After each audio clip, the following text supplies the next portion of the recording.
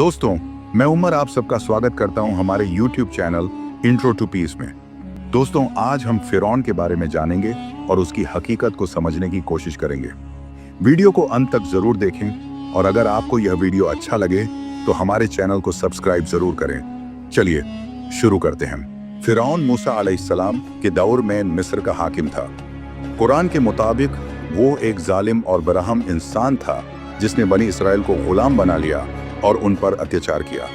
जब अल्लाह ताला ने मूसा अलैहिस्सलाम की वलीदा को उन्हें दरिया में डालने का हुक्म दिया तो मूसा अलैहिस्सलाम को फिरौन की बीवी आसिया ने दरिया से पाया।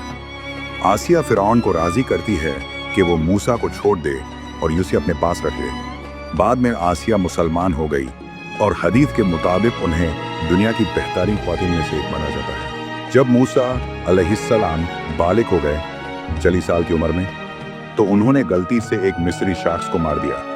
ये वाक़या उस वक्त हुआ जब एक इसराइली और मिस्री के बीच झगड़ा हो रहा था। जब फिरौन को इस बात का पता चला तो उसने मूसा अलैहिस्सलाम को फांसी देने के लिए सिपाही भेजे, लेकिन मूसा अलैहिस्सलाम को इस बारे में पहले ही खबरदार कर दिया गया और वो मदीना की तरफ चले गए। वहाँ उन्होंने अपने ससुर के लिए काम किया जब तक कि अल्लाह की तरफ से उन्हें मिस्र वापस जाने और फिरौन को तौहीद का पैगाम देने का हुक्म न मिला। जब मूसा अलैहिस्सलाम बनी इसराइल के साथ मिस्र से भागे तो फिरौन की फौज ने उनका पीछा किया। इसके बाद अल्लाह ताला ने मूसा अलैहिस्सलाम को हुक्म दिया कि वो अपने असा लठी से बहरे अहमर लाल समुंदर पर प्रहार करे। उनके प्रहार करने के बाद समुंदर दो हिस्सों में बंट गया और मूसा अलैहिस्सलाम और बनी इसराइल उस रास्ते से गुजार गए।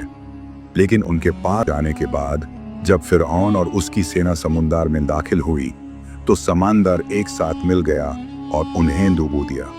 मरने से पहले फिरौन ने गवाही दी कि अब वो अल्लाह पर ईमान लाता है और अब वो मुसलमान है।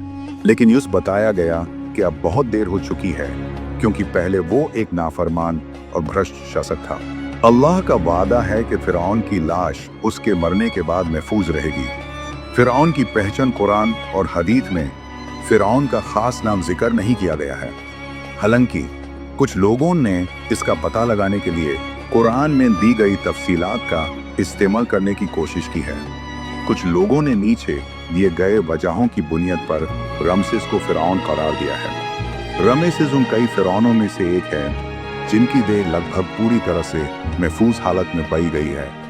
इसकी मम्मी अब मिस्र के कौमी म्यूजियम में प्रदर्शनी के लिए रखी गई है, जो कुरान में की गई पेशंगोई को पूरा करती है। मूसा अलैहिस्सलाम की पैदाइश से पहले ये फिरौन मिस्र पर हुकूमत कर रहा था। जब मूसा 40 साल की उम्र में मदीना चले गए तो वहाँ उन्होंने अपने ससुर की सेवा में 8 साल और गुजारे। इसका मतलब ये हुआ कि फिरौन को कम से कम 48 साल तक हुकूमत करनी थी, जबकि बहुत कम फिरौन इतनी लंबी मुद्दत तक हुकूमत कर पाए। रमेसेस ने 66 साल तक हुकूमत की। रमेसेस बहुत मगरूर था, जो उसके कई विशाल निर्माण परियोजनाओं से साफ नजर आता है, जो उसने अपनी यादगार बनाने के लिए बनवाई थी।